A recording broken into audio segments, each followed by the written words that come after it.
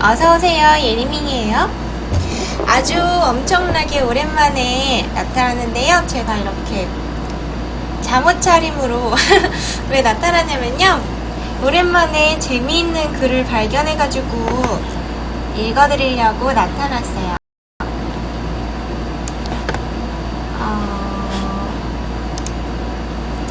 짠! 오늘 읽을 글은요.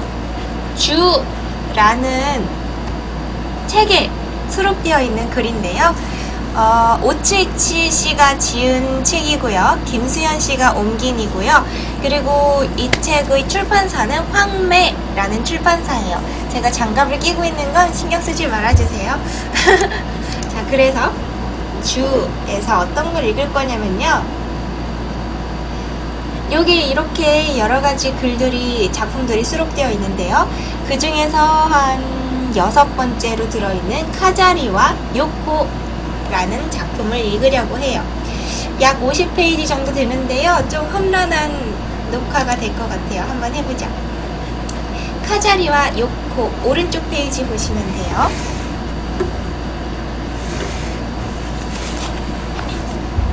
카자리와 요코. 엄마가 날 죽인다면 어떤 방법으로 죽일까? 예를 들면 늘 그러는 것처럼 단단한 뭔가로 머리를 때릴지도 모른다. 가끔씩 그러는 것처럼 목을 조를지도 모른다. 아니면 자살로 위장해 맨션 베란다에서 떨어뜨릴지도 모르겠다.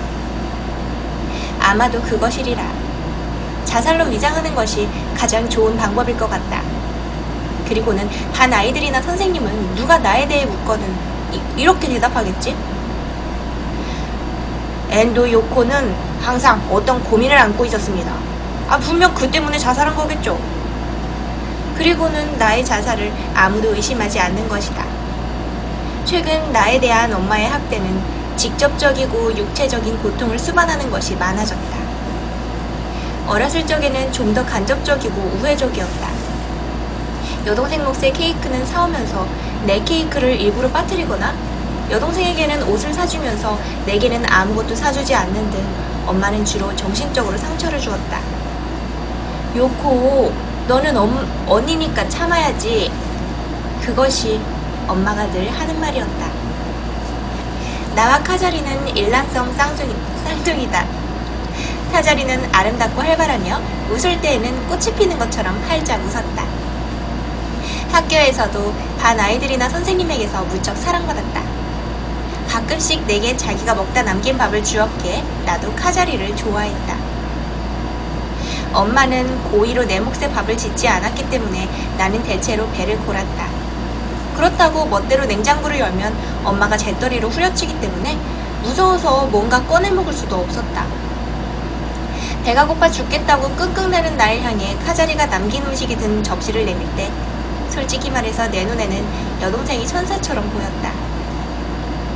먹던 그라탱에서 골라낸 당근 같은 걸 접시에 담은 하얀 날개를 단 천사처럼. 집안 분위기가 약간 이상하죠? 내게 먹을 것을 주는 카자리를 봐도 엄마는 화를 내지 않았다. 애당초 엄마는 카자리를 결코 혼내지 않았다. 카자리를 무척 소중히 여겼기 때문이다. 감사의 말과 함께 카자리가 남긴 음식을 먹으면서 나는 정말로 이 소중한 동생을 지키기 위해서라면 사람도 죽일 수 있을 거라고 생각했다. 우리 집에는 아버지라는 존재가 없었다. 철이 들었을 때에는 엄마와 카자리와 나 셋이서 살고 있었으며 내가 중학교 2학년이 된 지금도 그런 생활을 계속하고 있다.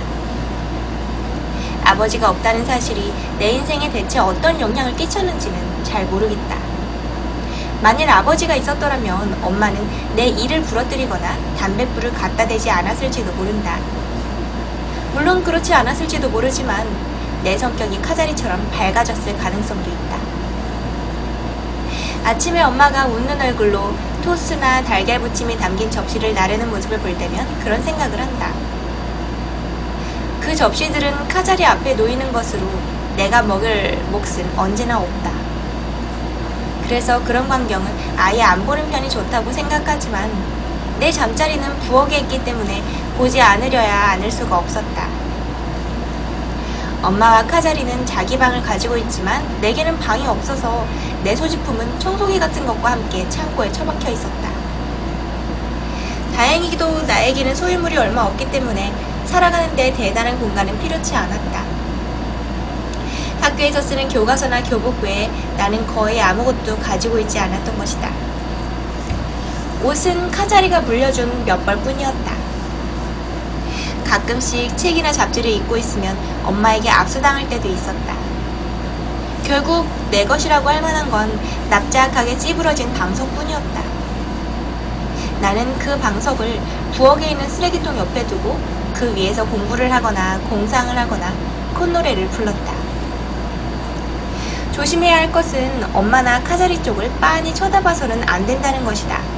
혹시나 눈이 마주치기라도 하면 엄마는 부엌 칼을 던졌다. 방석은 또한 나의 소중한 이불이기도 했다. 그 위에서 몸을 고양이처럼 둥글게 말고 자면 놀랍게도 몸이 아프지 않았다. 나는 매일 아침 식사를 하지 않고 집을 나선다. 집에 있으면 어째서 이런 아이가 집에 있는 거야 하고 재수없다는 눈으로 엄마가 노려보기 때문에 빨리 집을 나서는 게 좋다. 집을 나서는 게 몇 호라도 늦어지면 멍이 들 가능성이 있다. 내가 아무것도 하지 않아도 엄마는 툭 하면 내게 체벌을 가했다.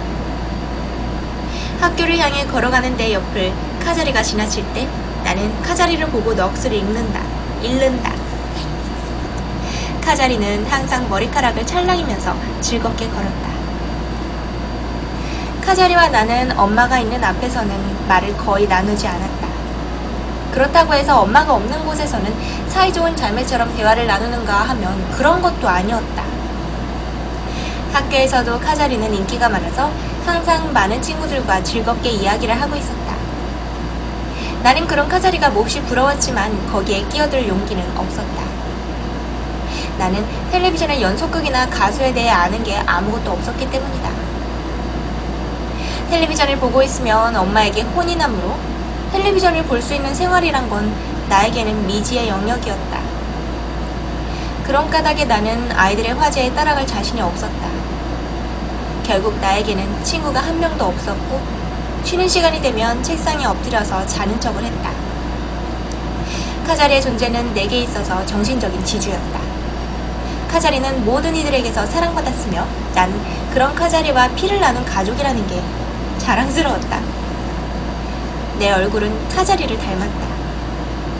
일란성 쌍둥이라 얼굴이 붕어빵이니까 당연히 착각을 할 수 있을 텐데도 나와 카자리를 착각하는 사람은 없었다.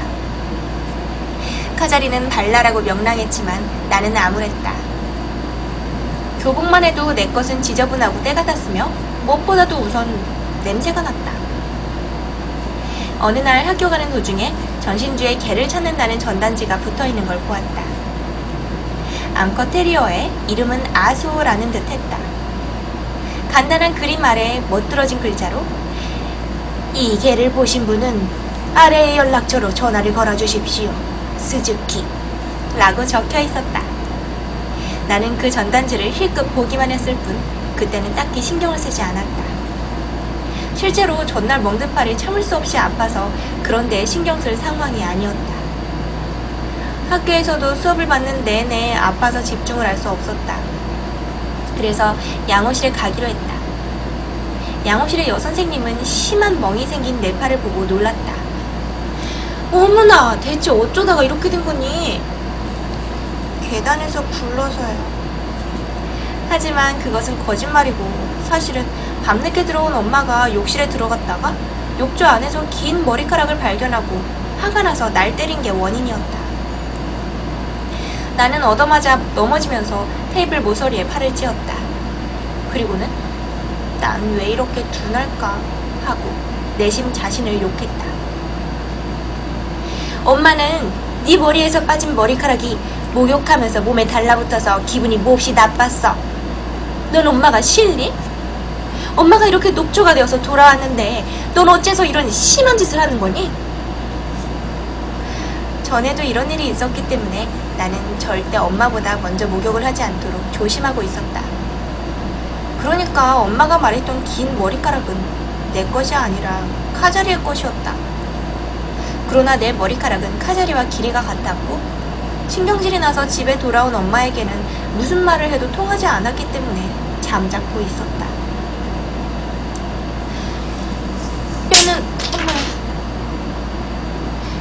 뼈는 부러지지 않은 것 같지만 아픈 게 가시지 않으면 병원에 가는 게 좋겠다.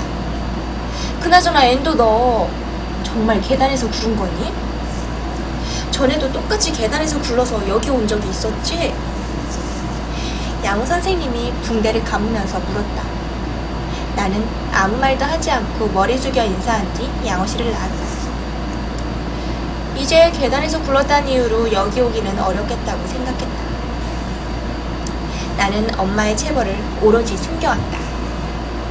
비밀로 하라는 당부도 있었고 누군가에게 말할 경우 틀림없이 엄마에게 살해당할 터였기 때문이다. 잘 들어. 엄마가 널 때리는 건 네가 너무너무 나쁜 아이이기 때문이야. 하지만 이 일은 아무에게도 말하면 안 돼. 알겠니? 알았다 그러면 이 믹서기의 스위치를 누르지 않을게. 당시 초등학생이었던 나는 눈물을 흘리면서 고개를 끄덕였다. 엄마는 스위치에서 손가락을 떼며 잡고 있던 내 팔을 놨다. 나는 곧바로 믹서기에서 손을 빼냈다. 자칫 잘못했으면 네 손이 주스가 될 뻔했구나. 엄마는 입가에 초콜릿 아이스크림을 묻히고 구역질이 날 정도로 단내나는 숨결을 내게 토하면서 웃었다. 엄마는 사교적이지 못한 사람이다. 내게는 귀신처럼 대하지만 집을 나서면 말수가 크게 줄었다. 두 아이를 키우기 위해 일을 하고 있지만 자신의 주장을 남들에게 좀처럼 피력하지 못했다. 나와 엄마는 근본적으로 닮은 것인지도 모른다. 그래서 두 사람 다 활발하고 명랑한 카자리에게 강한 동경을 안고 있는 것이다. 엄마는 직장에서 인간관계의 갈등을 겪을 때마다 신경이 곤두서서 집에 돌아왔다. 그리고 나와 마주치면 발로 차고 때리기 일쑤였다. 넌 내가 낳았어. 살리든 죽이든 내 마음이야. 내 자식이 아니라고 하는 것보다는 훨씬 낫다. 엄마에게 머리채를 잡히면서 항상 그렇게 생각했다. 청소 시간에 반 아이가 말을 걸어왔다. 반 아이와 대화를 나누는 건 사흘하고도 6시간 만의 일이었다. 덧붙여서 사흘 전에 나눈 대화는 겨우 다음의 3마디뿐이었다. 엔도, 지우개 빌려줘. 미안. 없는데. 치. 그러나 오늘의 대화는 좀 더 길었다. 여자애군요, 이번엔. 엔도 유코 너 일반 엔도 카자리의 그림자 쪽이지? 도저히 자매로는 보이지 않아. 빗자루를 든 그 여자아이는 그렇게 말했다. 주위에 있던 다른 여자아이들이 일제히 웃음을 터뜨렸다. 그 아이가 말한 사실은 나도 자각하고 있었기 때문에 이상하게 화는 나지 않았지만 아이들의 웃음은 기분 나빴다. 그러면 안 되지. 엔도가 상처받잖아. 미안. 다른 뜻은, 나쁜 뜻은 없었어. 알아. 나는 그렇게 말했으나 오랜만에 내는 목소리라 갈라지고 말았다. 빗자루로 바닥을 쓸면서 다들 어서 다른 데로 가주었으면 좋겠다고 생각했다. 사실은 모두가 교실 청소 당번이었지만 청소를 하는 건 항상 나뿐이었다.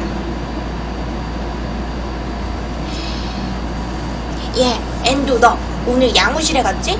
또 멍이 들었니? 너 온몸에 멍투성이지? 난 알아. 체육 시간에 수영 때문에 수영복으로 갈아입을 때 받는걸? 하지만 아무도 믿어주지 않더라고. 그래서 그러는데 여기서 옷을 벗고 보여줘봐. 내가 어쩔 줄 모르고 가만히 있자니 교실 문이 열리고 담임 선생님이 들어왔다. 내게 말을 걸는 반 아이는 잽싸게 멀어져서 청소하는 척하기 시작했다. 나는 살았다며 안도의 한숨을 내쉬었다.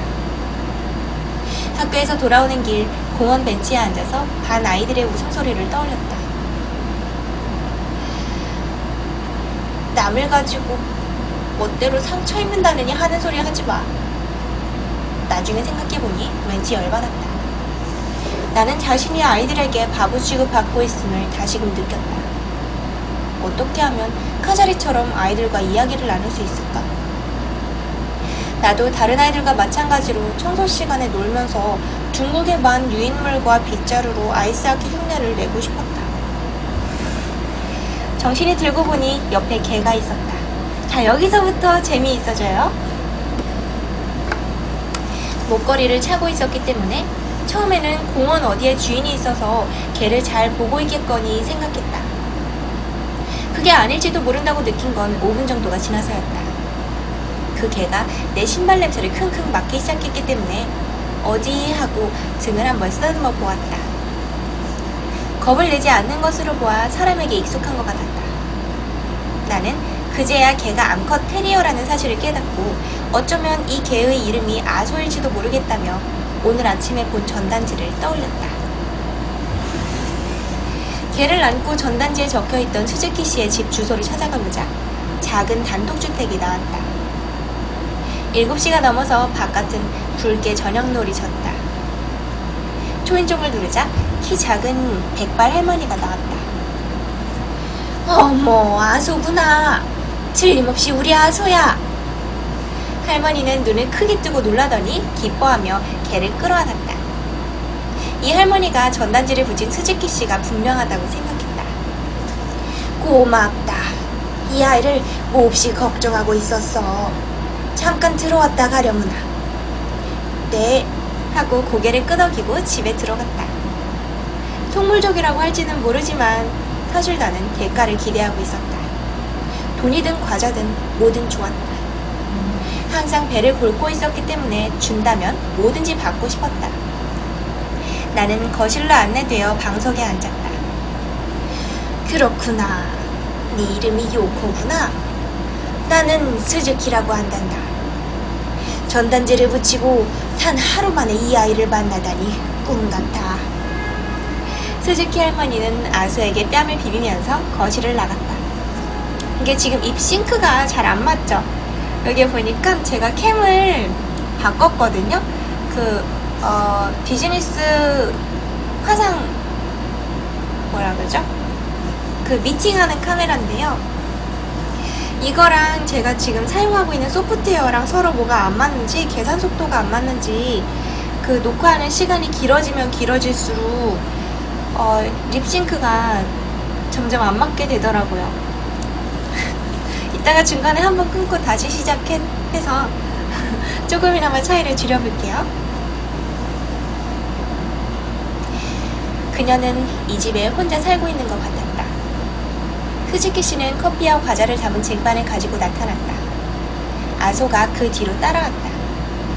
할머니는 쟁반을 밥상에 놓고 내 맞은편에 앉았다. 그녀는 내가 어디서 아소를 만났는지 자세히 알고 싶어 했다. 특별히 재미있는 드라마틱한 부분이 있는 것도 아니었는데 내가 이야기하는 내내 그녀는 생글생글 웃으며 듣고 있었다. 나는 커피에 설탕과 우유를 잔뜩 넣고 단숨에 들이켰다. 과자도 두 입에 사라졌다. 두 가지 다 맛있었다. 나는 생활하며 단 음식을 접할 기회가 별로 없었다. 기껏해야 가끔씩 중학교 급식으로 나오는 디저트가 고작이었다. 집에서는 카자리가 먹다 남긴 것 말고는 거의 아무것도 입에 들어오지 않으므로 당연했다. 급식이 없는 고등학교에 가게 되면 나는 과연 살아남을 수 있을까? 이 시시한 문제는 항상 내 머리를 지배하고 있었다. 스즈키 씨는 상냥한 얼굴로 커피를 더 따라주었다. 이번에는 천천히 음미하면서 마시고 있자니 스즈키 씨가 말했다. 사실은 저녁 식사도 하고 가면 좋겠는데 꼭 먹고 가고 싶어요. 순간 그렇게 생각했다. 그러나 처음 보는 사람을 상대로 아무리 그래도 뻔뻔스럽지 않느냐고 이성이 작게 중얼거렸다. 실은 오늘은 저녁 식사 준비를 전혀 하지 않았지 뭐니. 이 아이가 걱정이 되는 바람에 아무것도 손에 잡히지 않아서. 스즈키 씨가 아소를 끌어안았다. 아소는 참 행복하겠다는 부러움이 일었다. 그렇지, 내게 사례를 내야겠다. 뭐가 좋을까? 잠깐 찾아보고 올 테니 기다리렴. 스즈키 씨가 일어나서 아소를 남기고 거실을 나갔다. 무엇을 줄까? 나는 드물게도 가슴이 두근거렸다. 나에게는 움찔거릴 일은 자주 있어도 두근거리는 경우는 거의 없었다. 과자 같은 것이라도 먹으면서 돌아가자. 가지고 돌아가면 분명 압수당할 것이다. 아소가 내 냄새를 맡고 있었다. 어젯밤엔 결국 목욕을 하지 못했으므로 냄새가 날 것이다. 나는 방 안을 둘러보았다. 텔레비전이 있었지만 비디오는 없었다. 할머니라서 분명 사용하지 않는 것이리라. 비디오는 조작하기 어렵다는 이야기를 들은 적이 있다. 덧붙여서 나는 텔레비전도 비디오도 다루어 본 적이 없었다. 거실에는 커다란 책꽂이가 놓여서 벽 하나를 막고 있었다. 안에 빽빽하게 꽂힌 책 등을 쳐다보고 있자니 스즈키 씨가 난처한 표정으로 돌아왔다. 미안하다. 내 가장 소중한 보물을 주려고 했는데 어디에 놔뒀는지 잊어버렸나봐. 찾아둘 테니 내일 또 와줄 수 있겠니? 내일은 식사를 준비해둘게. 또 오겠다고 강한 확신을 담아 약속한 뒤 그날은 그냥 돌아가기로 했다. 바깥은 깜깜했다. 스즈키 씨는 현관까지 나와주었다. 남에게 배웅을 받는다는 게 이런 거구나 생각하니 신선했다. 나는 지금까지 한 번도 누구에게 배웅을 받은 적이 없었기 때문이다. 다음 날 학교에서 돌아오는 길에 스즈키 씨의 집에 들러보았다. 초인종을 누르기 전부터 무언가 좋은 냄새가 났다. 내가 찾아오자 기뻐하는 스즈키 씨를 보며 나는 오기를 잘했다고 생각했다. 난 어제처럼 거실로 안내되어 같은 방석에 앉았다. 아소도 나를 기억하고 있었다. 마치 어제의 연속 같았다. 요코, 미안하다. 실은 주기로 한 내 보물이 아직 보이지 않아. 잘 찾는다고 찾았는데 정말 어디로 간 걸까? 괜찮다면 식사만이라도 함께 어떠니? 너 햄버거 스테이크 좋아하니? 장난 아니게 좋아해요. 햄버거 스테이크를 위해서라면 저 신장을 하나 팔아도 좋을 정도예요. 그렇게 대답하자 스즈키 씨는 다정한 주름을 얼굴 가득 짓고 웃었다. 나는 식사를 하면서 어째서 오늘의 메뉴가 햄버거 스테이크인지를 생각해보았다. 스즈키 씨는 햄버거 스테이크를 좋아하는 걸까? 아니, 분명 날 기쁘게 해주려고 햄버거 스테이크를 만든 거겠지. 아이를 기쁘게 해주기 위해 햄버거 스테이크를 만든다는 심리가 이해되었다. 요코, 너에 대해서 듣고 싶구나. 먹으면서 스즈키 씨가 말했다. 대체 무엇을 말하면 좋을까? 예를 들어서 요코 너희 가족 이야기라든가. 어머니와 쌍둥이 여동생이 있어요. 어머나, 쌍둥이라고? 스즈키 씨는 쌍둥이 여동생에 대해 듣고 싶다는 표정을 지었으나 진실은 눈뜨고 볼 수 없을 만큼 암울하고 참혹했기 때문에 난 거짓말을 했다. 아버지는 안 계시지만 셋이서 즐겁게 살고 있다는 것. 어머니는 정말 좋은 분이라 나와 여동생의 생일에 같은 색깔의 멋진 옷을 한 번씩 사주었는데 그 옷은 너무 화려하지 않은 비교적 수수하고 어른스러운 옷이라는 것. 쉬는 날에 셋이 동물원에 가서 펭귄을 가까이에서 보았다는 것. 나와 여동생은 쭉 같은 방을 썼기 때문에 슬슬 혼자만의 방이 갖고 싶다는 것. 어렸을 적에 나와 여동생이 무서운 텔레비전 프로그램을 보고 잠을 자지 못하자 어머니가 손을 꼭 잡아주었다는 것. 나는 도저히 있을 수 없는 이야기만 했다. 멋진 어머님이시네. 스즈키 씨는 감동해서 중얼거렸다. 그 말을 들으면서 거짓말이 진짜면 좋겠다고 생각했다.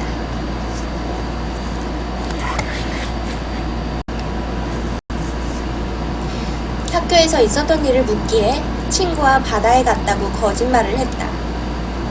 생글생글 웃으며 이야기를 들어주는 스즈키 씨를 보면서 절대 사실을 들켜서는 안 되겠다고 생각했다.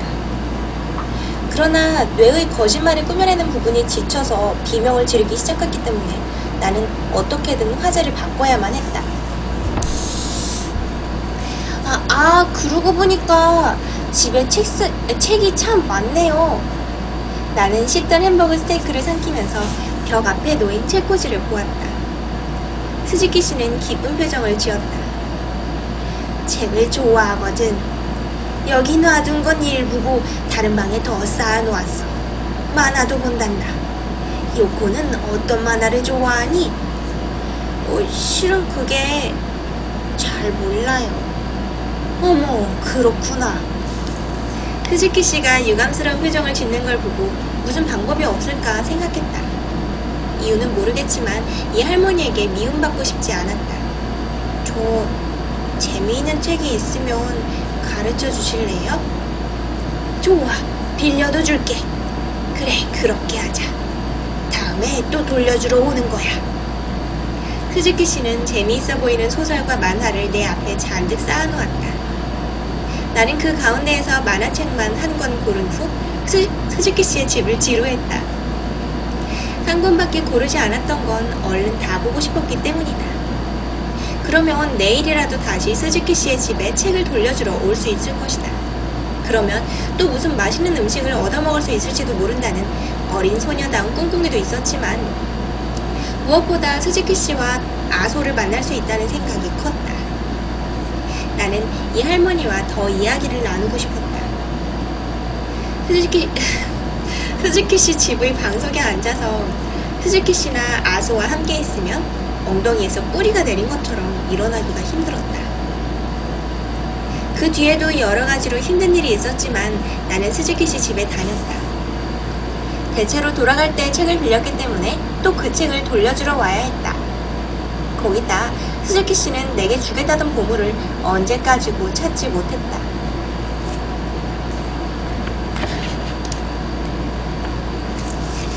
책을 돌려주러 간다는 건 스즈키 씨 집에 다니기 위한 구실이었지만 그런 구실을 만들어주지 않으면 나는 완전히 남인 스즈키 씨를 만나서는 안 될 것 같은 기분이 들었다.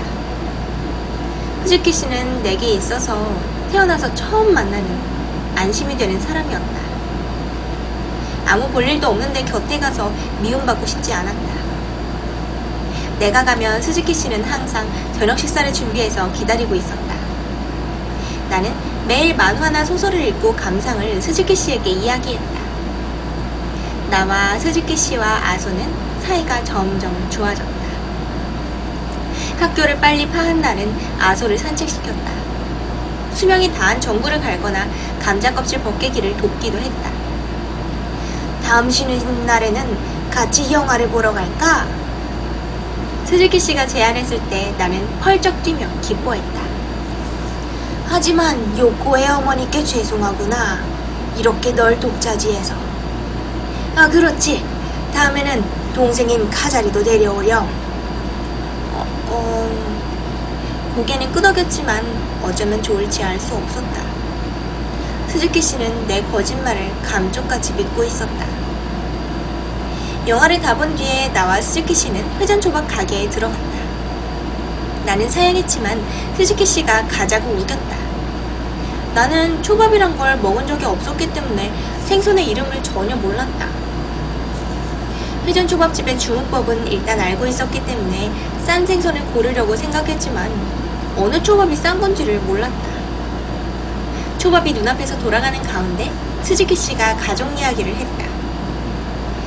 내게는 딱 요코 정도 나이의 손녀가 있단다. 스즈키 씨는 쓸쓸한 표정을 짓고 있었다.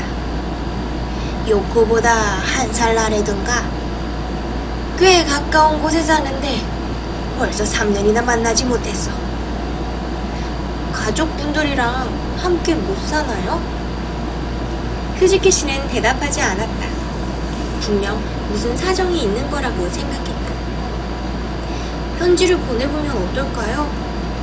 만나서 맛있는 걸 대접하고 싶구나. 모두 먹고 싶은 음식을 고르렴? 이라고 쓰면 분명 만나러 와줄 거예요. 그리고 나서 나는 진지하게 누가 내게 모든 먹고 싶은 음식을 고르렴 이라고 했을 때 뭐라고 대답해야 할지 생각에 잠겼다. 평생에 한 번 받을까 말까 한 질문이므로 지금부터 검토해 두어야겠다고 생각했다. 내가 생각하는 동안에도 눈앞에서 초밥이 돌아갔다. 넌 참 착한 아이구나. 흐즈키 씨가 중얼거렸다. 실은 해야 할 말이 있단다. 아소를 데려와준 사례로 내게 주기로 했던 보물. 사실 그런 건 처음부터 없었어. 거짓말이었단다. 너를 또 만나고 싶어서 구실을 만들었던 것뿐이야. 미안하구나. 그 대신 이걸 받아주겠니? 스즈키 씨는 내게 열쇠를 쥐어주었다. 우리 집 열쇠야. 이제 구실은 필요 없으니 언제든 놀러오렴. 난 네가 참 좋단다. 나는 몇 번이고 고개를 끄덕였다. 정말 멋진 아이디어라고 생각했다. 이제까지 태어난 것을 후회해서 몇 번인가 높은 빌딩 옥상에 올라가 철조망을 넘어서 불어치는 바람에 콧물을 훌쩍이며 뛰어내리지 말지 망설였던 나에게 이런 날이 찾아오다니. 그 후로는 괴로운 일이 있을 때마다 흐즈키 씨에게 받은 열쇠를 손에 쥐고 견뎌냈다. 열쇠는 마치 건전지처럼 내게 에너지를 공급했고 덕분에 나는 힘을 낼 수 있었다. 열쇠는 언제나 책갈피 대신 책 사이에 끼워 숨겼다. 흐즈키 씨에게서 열쇠를 받고 2주일이 지난 금요일, 학교에서 있었던 일이다. 쉬는 시간이 되자 카자리가 우리 교실에 찾아왔다. 카자리는 수학 교과서를 입고 왔으니 빌려달라고 말했다. 부탁이야. 사례는 꼭 할게. 카자리와 대화를 하는 게 무척 오랜만이었기 때문에 나는 기뻤다. 우리 반도 5교시에 수학 수업이 있었지만 그때까지 돌려준다기에 교과서를 빌려주었다. 그러나 점심시간이 되어 카자리네 반에 가보았지만 카자리는 없었다. 나는 교과서 없이 수학 수업을 받게 되었다. 수학 선생님은 다정한 인상의 남자였다. 나는 그 선생님과 이야기를 거의 나누어 보이지 못했지만 이따금 복도에서 그가 카자리와 친근하게 웃으면서 대화를 하는 모습을 본 적이 있었다. 그래서 교과서가 없이도 이유를 이야기하면 분명 용서해 줄 거라고 생각했다. 어째서 교과서를 가지고 오지 않았지? 수업이 시작되자 선생님은 그렇게 말하며 나를 자리에서 세웠다. 그게 동생한테 빌려줘서. 그렇게 남의 탓으로 돌리다니 정말 믿을 수 없구만. 너 진짜로 일반 카자리와 쌍둥이 맞나? 넌 좀 더 몸차림에 신경을 쓰는 게 어떠니? 선생님이 그렇게 말하자 교실 여기저기에서 크크 웃는 소리가 들렸다. 나는 얼굴이 뜨거워지면서 그 자리에서 도망치고 싶어졌다. 내 머리가 부스스하고 옷에 때가 샀다는 것은 알고 있었다. 하지만 부엌에서 생활하는 내게 상황을 개선할 여유는 없었다. 방과 후에 교실을 나선 나를 카자리가 불러세웠다. 교과서 돌려주는 게 늦어서 미안해. 언니. 지금부터 친구랑 맥도날드에 갈 건데 언니도 같이 가자. 사과하는 의미에서 햄버거 먹게 해줄게. 카자리는 매력적으로 웃었다. 그렇게 날 부르기는 처음이었기 때문에 기 빠진 나는 곧바로 그럼하고 대답했다. 친구들과 노는데 끼워주다니. 이게 꿈이냐 생시냐 싶어 오른발로 왼발을 밟아보니 아픔이 느껴졌다. 카자리와 2명의 친구 그리고 나까지 넷이서 맥도날드에 갔다. 카자리가 주문을 도맡았다. 카자리의 친구들과는 처음 대면하는 것이었기 때문에 나와는 거의 말을 하지 않았지만 카자리와는 곧잘 이야기를 하며 웃었다. 얘, 너 정말 돈이 하나도 없네? 믿기지가 않아.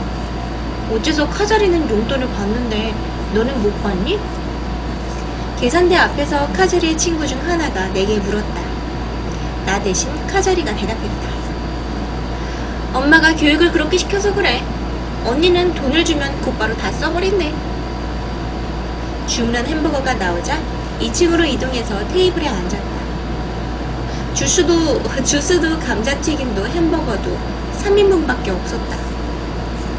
카자리와 친구들은 식사를 시작했고 나는 그 광경을 그저 보고만 있었다. 내 건? 하고 묻기가 주저되었다. 내 쪽에서 엄마나 카자리에게 말을 먼저 건다는 건 당치도 않은 일이었기 때문이다. 자, 이건 이제 그만 먹을래. 카자리의 친구군요. 카자리의 친구 하나가 먹다만 햄버거를 내 앞에 내밀었다. 저기 요코, 너 진짜로 남이 먹다 남긴 걸 먹니? 친구의 물음에 카자리가 즐거운 듯 대답했다. 정말이야. 언니는 항상 내가 먹다 남긴 걸 와구와구 먹는걸? 그렇게 말하며 카자리가 날 쳐다보았다. 그치? 항상 그렇게 하잖아. 얘네들 내가 하는 말을 안 믿어. 눈앞에서 보여주는 게 빠를 것 같아서. 자, 이것도 다 먹어도 돼. 카자리가 먹던 햄버거를 내 앞에 내밀었다. 카자리의 친구가 호기심 섞인 눈으로 날 쳐다보았다. 나는 돼지처럼 와구와구 그 햄버거를 먹었다. 그러자 다들 일제히 와 하고 손뼉을 쳤다. 가게를 나와서 카자리와 친구들은 내게 바이바이 하며 손을 흔들고 옆 빌딩 쪽으로 사라져갔다. 혼자 남은 나는 갑자기 숨쉬기가 힘들어져서 하나님 하고 속으로 중얼거렸다. 스즈키 씨의 집에 도착했을 때 내 머리는 혼란에 빠져 있었다. 어째서 카자리는 친구들을 모아서 그런 짓을 한 것일까 생각했다. 카자리는 평소와 마찬가지로 굴었을 뿐이다. 집에서 늘 하는 일을 그저 바깥에서 재현한 것 뿐이다. 그렇게 생각하고 납득하려고 했지만 호흡 곤란은 나아지지 않아서 좀 과식한 걸지도 모르겠다고 생각했다. 스즈키 씨는 기침을 하면서 커피를 끓여주었다. 오늘은 감기 기운이 있어. 스즈키 씨는 그렇게 말하면서 계속 기침을 했다. 어머나, 요코, 어떻게 된 거니? 너도 안색이 나쁜데. 무슨 안 좋은 일이라도 있었니? 아니야, 좀 과식을 해서. 과식? 정말로? 스즈키 씨는 그렇게 말하면서 내 눈을 자세히 들여다보았다. 노인의 눈동자는 어째서 이렇게나 맑을까? 나는 신기하게 생각하면서 심장이 있는 곳을 손으로 눌렀다. 여기가 답답해요. 그것 말고 다른 말은 나오지 않았다. 카자리와 그 친구들 기억이 머릿속에 되살아난다. 스즈키 씨는 말없이 내 머리를 쓰다듬어 주었다. 무슨 나쁜 일이 있었구나. 스즈키 씨는 그렇게 말하더니 나를 침실로 데려가서 화장대 앞에 앉혔다. 자, 웃어보렴. 넌 사실 무척 미인이란다. 스즈키 씨가 내 뺨을 집어서 좌우로 잡아당겼다. 억지로 웃는 얼굴을 만들려고 하는 손동작이었다. 하지 마세요. 거울 속에 삐에로 같은 게 보여요. 하지만 답답하던 건 조금 나았어요. 그러니까 뺨은 그만 잡아당기세요. 나았어? 그거 다행이네. 스즈키 씨는 그렇게 말하고는 기침을 했다. 그냥 콜록거리는 게 아니라 더 불길한 느낌이 드는 기침이었기 때문에 나는 걱정이 되었다. 괜찮으세요? 괜찮아. 그렇지. 다음에 같이 여행이라도 가자꾸나. 요코, 넌 지금 나의 제일 소중한 가족이란다. 여행을 가서 영영 돌아오지 않아도 되나요? 그럼 그대로 세계를 여행하자. 널 내 손녀라고 하고서 말이다. 나는 혹시나 내가 멋대로 한 망상이 아닌가 생각했다. 왜냐하면 그것은 정말로 멋진 생각이었기 때문이다. 스즈키 씨가 정말 우리 할머니라면 좋겠다는 생각을 나도 쭉 해왔다. 스즈키 씨가 검지로 거울을 가리켰다. 거울을 보자 웃는 내 얼굴이 있었다. 나는 카자리와 닮아 있었다. 스즈키 씨에서 집에서 돌아오는 길에 나는 카자리처럼 걸어보았다. 고개를 들고 행복한 표정으로 흥겹게. 그렇게 해본 뒤에야 나는 평소에 내가 등을 구부리고 걷고 있었다는 걸 알았다. 히즈키 씨의 집에서 있었던 일을 떠올리면서 나는 부엌 쓰레기통 옆에서 공부를 하고 있었다. 엄마가 노트북 컴퓨터를 가지고 돌아왔다. 엄마는 일할 때 쓰는 컴퓨터를 항상 소중히 여겼다. 전에 부엌 테이블에 놓였던 노트북을 어쩌다 건드린 적이 있었다. 더러운 손으로 만지지 마! 엄마는 그렇게 말하며 그라텐 그릇으로 내 머리를 때렸다. 노트북이 나보다도 지위가 높다는 사실을 그때 배웠다. 돌아온 엄마는 피곤한 표정이었으나 나를 보고 순간적으로 보기 싫은 걸 봤다라는 표정을 지었다. 그러나 카자리가 거실에서 엄마를 부르자 그 표정은 곧 누그러졌다. 카자리는 나보다 먼저 집에 돌아와서 거실에서 텔레비전을 보고 있었지만 나는 거실 출입이 금지되었기 때문에 말은 나누지 않았다. 혹여나 엄마의 허락 없이 거실에서 텔레비전을 보는 날에는 알몸으로 길가에 내쫓기게 될 것이다. 엄마가 거실에 들어가고 나는 가슴을 쓸어내리며 오늘은 멍을 안 만들고 하루를 끝낼 수 있을지도 모른다고 기뻐했다. 거실에서 카자리와 엄마의 이야기 소리가 들려오기에 나는 수학 문제를 풀면서 가만히 거기에 귀를 기울였다. 저기 엄마, 최근에 언니 집에 돌아오는 게 늦지 않아요? 그런 카자리의 말소리에 나는 연필을 내려놓았다. 친구가 생겼나봐요. 언니 창고 안에 만화랑 소설책을 잔뜩 숨겨놨어요. 대체 어디서 그런 돈이 나가지고 그런 걸 산 걸까요? 몸이 싸늘하게 식어가는 걸 느꼈다. 엄마가 거실에서 나와 내 앞을 지나서 부엌의 창고 문을 벌컥 열었다. 나는 마치 존재하지 않은 것이냐 돌아보지도 않았다.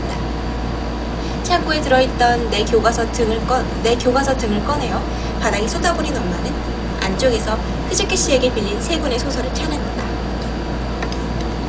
너 이 책 어디서 났니? 나지막한 목소리로 엄마가 물었다. 나는 겁을 먹은 나머지 목소리를 쥐어짰다. 대답하지 않으면 무조건 얻어맞는다. 빌렸어요. 엄마는 책을 바닥에 내동댕이 쳤다. 너한텐 그런 친구 없잖아. 이런 몹쓸 아이 같으니. 서점에서 훔쳤구나. 엄마는 매일 널 위해 나가서 일을 하는데 대체 어째서 이렇게 속을 썩이는 거야? 엄마는 나를 의자에 앉혀놓고 조용히 말했다. 아, 너는 옛날부터 그랬지. 엄마나 카자리의 속만 썩이고 정말 못된 아이였어. 거실 입구에 카자리가 서서 나를 보고 있었다. 카자리는 연민이 섞인 얼굴로 엄마에게 말했다. 엄마, 언니를 용서해줘요. 어떻게 그랬겠죠? 카자리는 착하구나. 엄마는 카자리를 보고 웃음을 지은 뒤 다시 나를 쳐다봤다. 아유, 거기에 비하면 얘는 정말이지 뼛속까지 썩었다고밖에 생각할 수 없어. 카자리, 저기 가 있으렴. 카자리는 입만 뻥끗거려 내게 힘내 라고 말하고는 엄지를 치켜 세우더니 방으로 쏙 들어가서 문을 닫았다. 거실에서 텔레비전 소리가 새어나왔다. 엄마는 내 뒤에 서서 의자에 앉은 내 어깨에 두 손을 얹었다. 움직이면 맞을 게 뻔했으므로 가만히 있었다. 엄마가 널 못살게 군 적이 한 번이라도 있었니? 그야 널 때린 적은 있었지만 그건 전부 너 잘 되라고 그런 거야. 엄마가 뒤에서 내 목덜미를 쓱쓱 쓰다듬더니 목을 꽉 졸랐다. 그만! 나는 몸부림치면서 신음했다. 너의 그런 바보 같은 목소리를 들으면 속이 부글부글 끓어. 널 지금까지 키워준 엄마를 좀 더 존경하는 게 어떠니? 엄마가 손에 힘을 주는 게 느껴졌다. 나는 목소리를 낼 수 없게 되었다. 숨도 쉴 수 없게 되어서 부탁이에요, 엄마. 용서해주세요. 뭐든지 할게요. 하고 애원할 수도 없었다. 순간적으로 기절했었는지 정신을 들고 보니 나는 바닥에 쓰러져서 침을 질질 흘리고 있었다. 우뚝 버티고 선 엄마가 위에서 내려다보며 말했다. 너는 이제 죽는 편이 좋아. 조만간 엄마가 죽여줄게. 정말 어째서 쌍둥이 자매인데 이렇게 차이가 나는 건지. 네 말투부터 걸음걸이까지 뭐 하나 마음에 드는 게 없어. 엄마는 3권의 소설을 압수해서 자기 방으로 사라졌다. 졸렸던 목 위쪽으로 산소를 실은 혈액을 내보내기 위해 심장이 전력 가동하고 있었다. 나는 바닥에 쓰러진 채로 이 집에서 도망치자고 결심했다. 이대로 이 집에 있는 건 위험하다. 별것 아닌 일을 계기로 엄마가 풍선 터지듯이 화를 폭발시키면 나는 틀림없이 죽게 될 것이라고 확신했었다. 스즈키 씨를 만나고 싶다. 스즈키 씨와 아소와 나 셋이서 어딘가 먼 곳으로 가자. 바닥에 쓰러져서 그렇게 생각하고 있다가 문득 중요한 것이 떠올랐다. 스즈키 씨에게서 받은 소중한 집 열쇠를 엄마가 가지고 간 책 가운데에 끼워서 숨겨놓았던 것이다. 다음 날은 토요일이라 학교는 쉬는 날이었다. 엄마는 볼 일이 있어서 6시가 넘어야 돌아올 것이라며 집을 나섰고 카자리는 낮이 되자 친구와 놀러 나갔다. 나는 집에 혼자 남기를 기다렸다가 엄마의 방에 들어갔다. 엄마의 방에 들어가는 건 처음이라고 할 수 있었다. 평소에는 절대로 들어가지 않는다. 혹시나 내가 방에 있는 것을 엄마가 보는 날에는 몹시 얻어맞을 것이다. 최악의 경우에는 죽을 수도 있었다. 하지만 스즈키 씨에게 받은 집 열쇠만은 어떤 위험한 짓을 해서라도 되찾고 싶었다. 열쇠는 스즈키 씨와 나의 소중한 연결고리였다. 책은 잃어버리더라도 스즈키 씨가 용서해주겠지만 열쇠는 안 된다. 잃어버리면 내가 나 스스로를 용서하지 못한다. 엄마의 방은 깔끔하게 정돈되어 먼지 하나 떨어져 있지 않았다. 책상에는 꽃이 꽂힌 꽃병이 있고 그 옆에 노트북이 놓여 있었다. 큰 사이즈의 침대를 보고 저기서 엄마가 자고 일어난다고 생각하자 신기한 기분이 들었다. 침대 옆에는 CD 플레이어가 딸린 카세트가 있고 선반에 CD 케이스가 나란히 꽂혀 있었다. 내게는 음악을 듣는 습관이 없지만 엄마와 카자리는 곧잘 내가 모르는 음악에 대해 이야기하고는 했다. 방 한 구석에 스즈키 씨의 책이 아무렇게나 놓여 있었다. 나는 열쇠만 빼서 손에 꼭 움켜쥐었다. 이제 남은 일은 한시라도 빨리 방을 나가는 것뿐이었다. 책은 그대로 놔두고 가기로 했다. 책을 가지고 가면 방에 들어왔던 게 들통날지도 모른다고 생각했기 때문이다. 문고리를 잡은 순간 현관문 열리는 소리가 들렸다. 나는 동작을 멈추고 소리를 내지 않게 조심했다. 누가 집에 돌아온 것 같았다. 방을 지금 나가면 들키고 만다. 귀를 기울이자 현관문을 연 인물이 이쪽으로 다가오는 소리가 들렸다. 주위를 둘러보며 숨을 곳을 찾았다. 방의 벽 쪽에 놓인 침대와 벽 사이에 사람 하나가 누워서 숨을 수 있을 정도의 틈새가 있었다. 나는 마음을 굳히고 재빨리 거기에 몸을 끼워 넣었다. 꼭 잠버릇이 나빠서 침대에 떨어진 것 같은 꼴이었다. 하지만 내가 숨게 될 것을 예견이라도 하고 배치해둔 것처럼 폭이 딱 맞았다. 문 열리는 소리를 듣고 내 몸은 딱딱하게 굳어졌다. 심장 소리가 커지는 바람에 차라리 멈춰도 좋으니 조용해지라고 빌었다. 문을 연 인물의 발소리가 실내를 가로질렀다. 침대와 벽 사이에서 머리를 낮추고 있자니 침대 아래로 방 반대편에 놓인 전신 거울이 보였다. 그 거울에 카자리의 얼굴이 비치면서 그제야 방에 들어온 게 카자리였음을 알았다. 나는 거울 속 카자리를 쳐다봤다. 엄마 방에 무슨 볼일이 있는 건지는 잘 모르겠지만 어서 나가주었으면 했다. 카자리는 곧장 선반 앞까지 와서 안에 꽂힌 CD 케이스를 살펴보기 시작했다. 콧노래를 흥얼거리면서 카자리는 선반에서 CD 몇 장을 꺼냈다. 아무래도 그 CD들을 빌리러 방에 온 모양이었다. 카자리는 빼낸 CD 케이스를 옆에 있는 책상에 아무렇게나 내려놓고 다시 선반을 살폈다. 그리고 또 몇 장을 빼서 아무렇게나 책상에 내려놓았다. 그때 꽃병에 부딪힌 카자리의 손이 침대 아래로 보이는 거울에 비쳤다. 나는 그 순간 아! 하고 외쳤다. 꽃병이 넘어져서 안에 든 물이 엄마의 노트북에 전부 쏟아졌기 때문이다. 그러나 카자리는 내 목소리를 듣지 못한 것 같았다. 왜냐하면 나와 동시에 카자리 역시 아! 하고 외쳤기 때문이다. 카자리는 곧바로 꽃병을 바로 세웠지만 이미 늦었다. 거울 속으로 흠뻑 젖은 노트북을 내려다보며 새파랗게 질린 카자리가 보였다. 카자리는 허둥지둥 실내를 둘러보다가 이윽고 웃음을 지었다. 그녀는 거울이 비치지 않는 곳으로 이동했다. 그러나 침대 아래의 틈새로 양말을 신은 카자리의 발목이 보였다. 카자리의 발은 방의 구석으로 걸어가서 놓여있던 세 권의 책 앞에서 멈췄다. 흐즈키 씨에게서 빌려온 엄마에게 빼앗긴 책들이었다. 카자리의 손이 그 책들을 집어들었다. 그런 다음 카자리는 책상에 올려놓았던 CD를 선반에 되돌려 놓았다. 빌리기를 그만두기로 한 것 같았다. 그 대신 카자리는 스즈키 씨의 책을 가지고 방을 나갔다. 얼마 동안 자기 방과 거실을 왔다 갔다 하는 카자리의 발소리가 들렸다. 그러나 이윽고 자기 방에 틀어박힌 듯 발소리가 들리지 않게 되었다.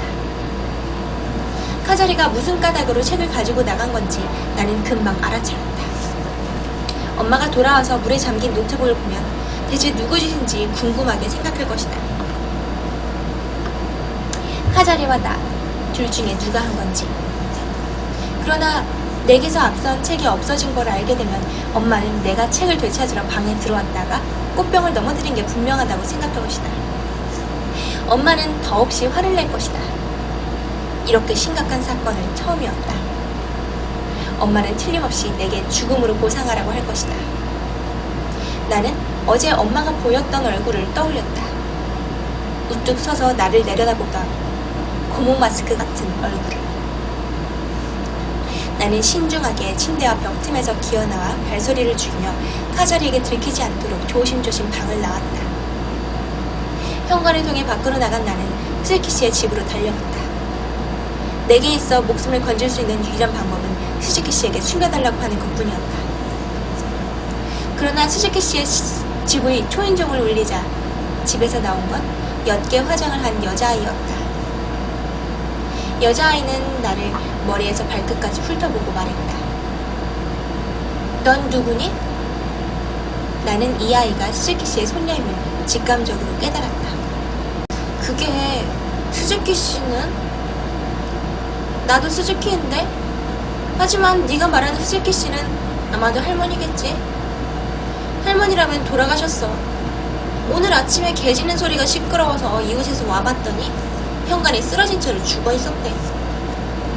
감기가 악화된 게 원인이라던데 쉬는 날에 아침부터 불려나오고 이게 뭐람? 어제 스즈키 씨가 감기 기운이 있다고 말한 것이 생각났다. 현관에선 여자아이의 등 뒤로 몇 명의 사람들이 분주하게 움직이고 있는 것 같았다. 에리, 누구시니? 집 안쪽에서 어떤 여자의 목소리가 들려오자 여자아이가 뒤를 돌아보며 대답했다. 모르겠어. 모르는 아이. 다시 내 쪽을 향한 그 아이는 한숨을 내쉬면서 말했다. 갑자기 돌아가셔서 골치야. 기르던 개는 어떻게 하면 좋지? 보건소에 데려가면 되나? 나는 순간적으로 하나님, 지금 여기에서 얘의 목을 졸라도 될까요? 하고 생각했으나 결국 고개를 푹 숙이고 흐즈키 씨의 집을 떠날 수밖에 없었다. 나는 공원의 벤치에 앉았다. 일찍이 아소를 발견했던 벤치였다. 많은 아이들이 공원에서 놀고 있었다. 미끄럼틀이며 그네를 타면서 활짝 웃고 있었다. 나는 몸을 웅크리고 눈을 가렸다. 흐즈키 씨가 이제 이 세상에 없다는 사실이 믿기지 않았다. 너무하잖아요. 나는 단지 그렇게만 생각했다. 공원의 시계가 6시를 가리켰다. 슬슬 엄마가 돌아올 시간이었다. 대략 3시간 동안 벤치에 앉아서 가만히 있었다는 말이다. 정신이 들고 보니 발밑에 웅덩이가 생겨 있었다. 순간 내가 눈물을 너무 많이 흘린 끝에 물 웅덩이가 되어버린 건가 생각했으나 자세히 보니 가까운 수도가에서 흘러온 물이었다. 나는 자리에서 일어났다. 땅끝까지 도망치자고 결심했다. 그러나 그 순간 시야 한쪽에 나타난 카자리의 모습을 발견했다. 처음에는 잘못 본 건가 생각했지만 틀림없이 카자리가 공원 옆으로 난 길을 걷고 있었다. 손에 편의점 봉지가 들려있는 걸로 보아 바깥에 뭔가 살아나온 모양이었다. 나는 카자리를 쫓아갔다. 카자리! 기다려! 멈춰서 달려온 나를 본 카자리의 눈이 휘둥그레졌다. 저기 카자리, 엄마 방에서 한 짓 정직하게 엄마한테 사과해줬으면 해. 그걸 알고 있어? 그래, 그러니까 부탁이야. 엄마한테 네가 한 짓이라고 말해줘. 싫어. 나 엄마한테 혼나고 싶지 않단 말이야. 카자리는 고개를 세차게 가로저었다. 언니가 대신 혼나줘. 혼나는 거 익숙하잖아. 나는 혼나는 것 같은 꼴사 나온 짓은 싫단 말이야. 나는 다시 숨을 쉴 수 없게 되었다. 지금 여기에 나이프가 있었더라면 내 심장에 바람구멍을 내고 편안해질 텐데. 하지만 꽃병은 네가 넘어뜨렸잖아. 애원하듯이 카자리에게 호소했다. 정말 머리가 그렇게 안 돌아가? 언니가 한 짓으로 해달라는 말이잖아. 엄마가 돌아오거든 언니가 사과해야 해. 알았어? 나는 주머니에 손을 찔렀다. 뭐야? 나는 카자리를 정말로 좋아했다. 하지만 그건 10초 전까지의 이야기였다. 그렇게 생각하자 가슴을 꽉 막고 있던 답답한 무언가가 녹아 흘러가 버렸다. 숨쉬기가 편해졌다. 아니야, 아무것도 아니야. 그것보다 카자리, 잘 들어. 나는 결심했다. 유감스럽게도 엄마는 이미 네가 한 짓을 알고 있어. 이건 정말이야. 넌 책을 갖고 나가서 내가 한 짓으로 보이려고 했겠지만 엄마한테는 안 통했어. 네가 편의점에 간 뒤에 엄마가 돌아왔는데 나는 현관에 서 있다가 방에서 들리는 엄마의 화난 목소리를 듣고 그것 때문에 공원까지 도망쳐온 거야. 엄마는 꽃병을 넘어뜨린 게 너라는 사실을 알고 있는 것 같았어. 카자리의 얼굴이 파랗게 질렸다. 알 리가 없어. 아니, 현관에서 엄마 목소리를 들었다니까? TD가 꽂힌 순서가 다르잖아. 카자리 짓이구나. 이런 목소리 말이야. 엄마가 그렇게 소리치던걸? 엄마는 네가 정직하게 잘못을 빌려오기를 기다리고 있는 거야. 부탁이니까 정직하게 그냥 죄송하다고 그래. 카자리는 어쩔 줄 모르고 나를 쳐다보았다. 벌써 다 들통났어? 나는 고개를 끄덕였다. 하지만 언니처럼 혼나면서 맞는 건 싫단 말이야. 나는 함께 곤혹스러워하는 척하다가 제의했다. 그럼 이렇게 하자. 내가 대신 잘못을 빌어줄게. 어떻게? 오늘 하룻밤만 옷을 바꿔 입는 거야. 내가 카자리의 옷을 입고 카자리가 내 옷을 입어. 그러면 내일 아침까지 나는 카자리인 척 행동하고 그 대신 카자리는 나처럼 땅을 보고 걷는 거야. 들키지 않을까? 괜찮아. 얼굴이 똑같은걸. 카자리는 내가 항상 그러는 것처럼 음침하게만 하고 있으면 돼. 그러고 있으면 안전할 거야. 혼나는 것도 맞는 것도 전부 내가 대신해줄게. 카자리는 걱정하지 않아도 돼. 우리는 공원 화장실에서 서로 상대방으로 둔갑했다. 카자리는 걸치고 있던 옷을 벗고 장신구를 뺀 뒤 머리카락을 손으로 마구 헝클어뜨렸다. 내 더러운 옷을 입으면서 카자리는 얼굴을 찡그렸다. 이 옷에서 이상한 냄새나. 카자리의 옷은 깨끗하고 매끄러웠다. 양말을 신고 손목 시계까지 찬 뒤 손으로 대충 머리 모양을 매만졌다. 잘된 건지 알 수 없었지만 웃음을 짓고 화장실 거울을 보자 그럭저럭 카자리처럼 보였다. 그 얼굴을 본 순간 흐즈키시 생각이 났다. 나는 얼른 손으로 입을 막았다. 두 눈에서 뭔가 물기가 스며나왔다. 알고 보니 눈물이었지만 열심히 물로 얼굴을 씻어내려서 카자리의 눈에 띄지 않게 했다. 뭐하고 있어? 아무리 기다려도 내가 나오지 않자 카자리가 화장실 입구에 서서 침울한 표정으로 말했다. 우리는 공원을 나가서 맨션으로 향했다. 저녁 노을 때문에 붉게 물든 맨션이 우뚝 솟아있었다. 그 아래에 서서 우리 집이 있는 10층의 창문을 보았다. 아까 카자리에게 엄마는 이미 돌아왔다고 거짓말을 했다. 카자리는 그 사실을 조금도 의심하지 않는 것 같았다. 실제로는 확인하지 않았지만 아마도 지금쯤 돌아와 있을 것이었다. 꼼꼼한 성격의 엄마는 이때까지 6시에 돌아온다고 하면 그 시간을 넘긴 적이 한 번도 없었다. 카자리, 집에 돌아가면 넌 내가 늘 하는 것처럼 행동하는 거야? 카자리는 못마땅한 듯이 흥 하고 코웃음을 쳤다. 알고 있어.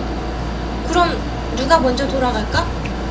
초등학교 2학년 이후로는 한 번도 집에 같이 돌아간 적이 없잖아. 부자연스러워. 우리는 가위바위보를 했다. 30번 연속으로 비겼다. 쌍둥이라서 내는 순서가 같았던 건지도 모른다. 31번째에 내가 이겨서 나를 변장한 카자리가 먼저 들어가게 되었다. 카자리가 맨션 입구를 향하는 것을 지켜보았다. 나는 맨션 앞에 서 있는 나무 등치에 등을 기대고 저녁 노을에 물드는 거리의 경치를 바라보았다.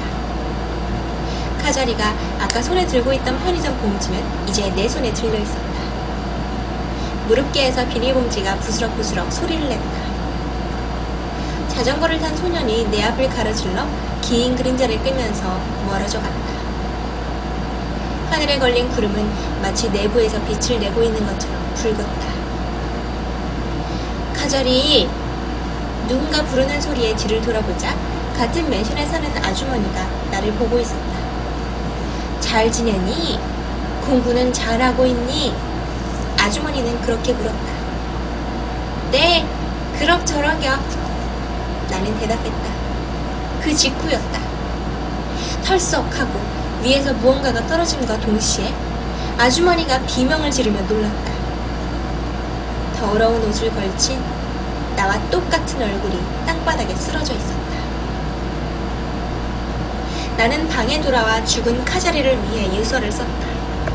엄마의 지시였다. 경찰이 오기까지 5분 안에 쓰라고 엄마는 명령했다. 그러겠다고 하자 엄마는 넌 정말 착한 아이야 하고 말했다. 그것은 내가 밤마다 꿈속에서 듣던 말이었다.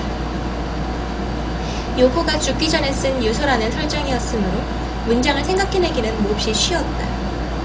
내가 죽고 싶었던 바에 대해서 적으면 되었기 때문이다. 엔도 요코의 자살을 의심하는 이는 없었다. 해가 지고 어둑어둑해져 모였던 구경꾼들이 어둠에 가려 보이지 않게 되었으므로 나와 엄마는 방에서 경찰의 질문에 적당히 대답을 하고 있었다. 엄마는 내 정체를 아직 눈치채지 못하고 있었지만 눈치채고 충격을 받는 것도 그리 나중 일은 아닐 터였다.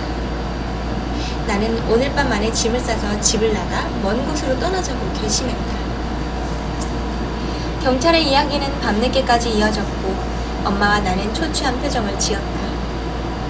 나는 정말로 피곤했지만 엄마는 연기였는지 경찰이 돌아가자 어깨를 주무르면서 아, 성가셔 하고 말했다.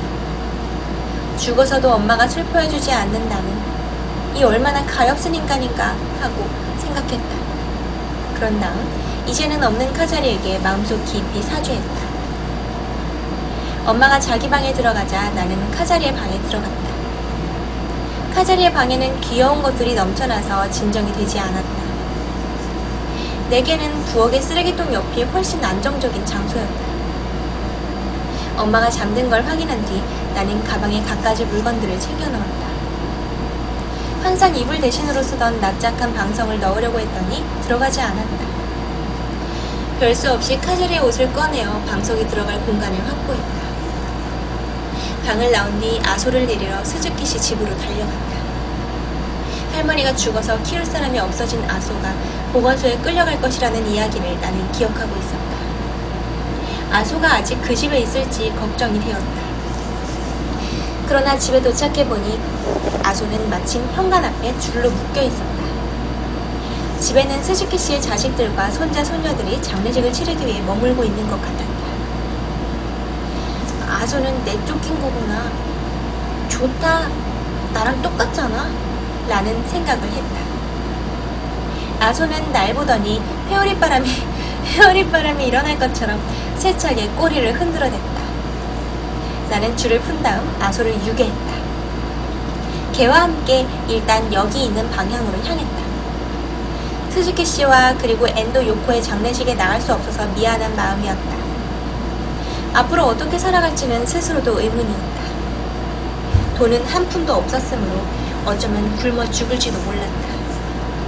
하지만 나는 배를 고른 데에 익숙했고 음식점에서 내놓는 잔반이나 당근 쪼가리 같은 것을 먹어도 배탈이 나지 않는 튼튼한 위장을 가지고 있다고 자부할 수 있었다.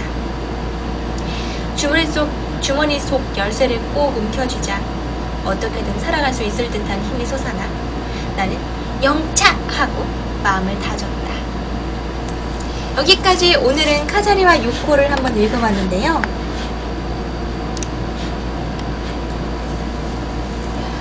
오늘 어땠나요? 오늘 저는 잠깐만요.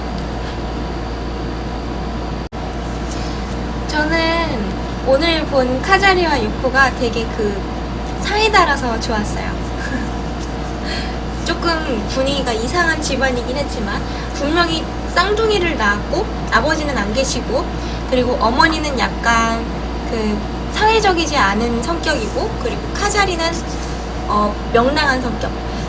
또 요코는 얼굴은 똑같지만 머리까지도 똑같지만 엄마와 똑같은 성격이었고 엄마는 그런 요코를 증오했죠. 그리고 뭐지? 어쨌든 간에 결과적으로 저는 너무 좋았어요.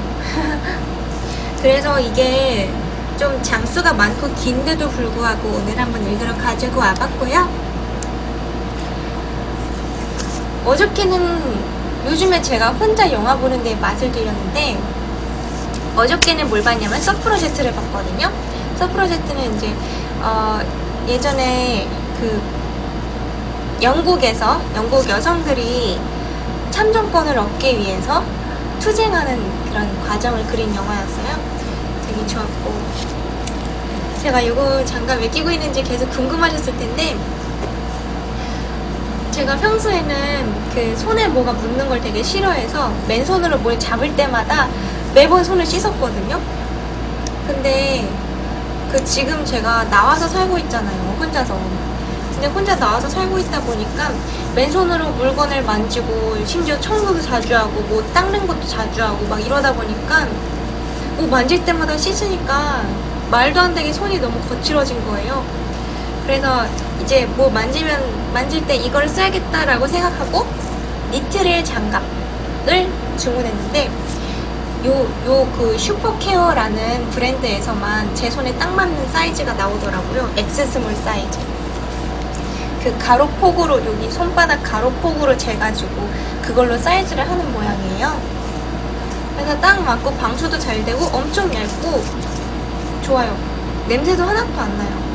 그래서 그냥 이거 낀 채로 손 닦고 이거 낀 채로 다 하고 있어요. 지금 끼니까 너무 좋아요. 정신적인 안정이 된다고 해야 되나? 근데 아마도 밖에 나갈 때는 좀 남들이 이상하게 못하니까 해야겠지. 좋아요. 너무 마음에 들어. 자, 그러면 오늘 책 읽기 방송 재미있었고요. 저는 여기서 한번 가보겠습니다. 우리 책 읽녀 반 여러분들은 다음 시간에 만나요. 안녕. 스스